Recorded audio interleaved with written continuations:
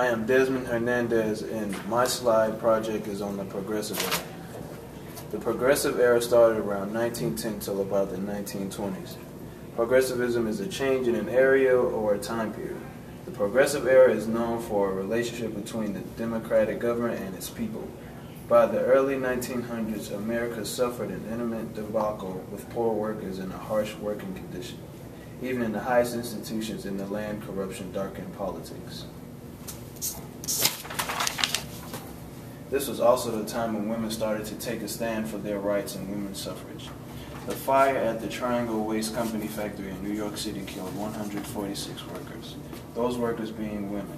The large number of deaths exposed the dangerous conditions in high-rise factories and promoted creation in a new building fire safety codes around the United States. By this point, women were fed up with the country. Women knew that they had to take a stand for their daughters and granddaughters. Women also had huge roles in the Progressive Era. The broad effort was responsible for empowering women, reforming the government, renewing, fighting for black rights, producing the president's reformed corporate business and social services. Important women during this time were Phyllis Wheatley, Abigail Adams, and Margaret Sanger.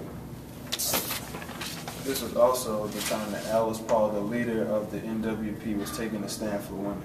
Women had to suffer until President Wilson passed the 19th Amendment for women's suffrage. Alice Paul, being the leader of the women, had to suffer the worst. In her attempt to become a martyr at the women's prison, she encountered being force-fed, verbally and physically abused, and denied of her rights. This was what the progressive reformers knew there had to be change. Woodrow Wilson was a committed progressivism and outspoken critic for the U.S. Constitution.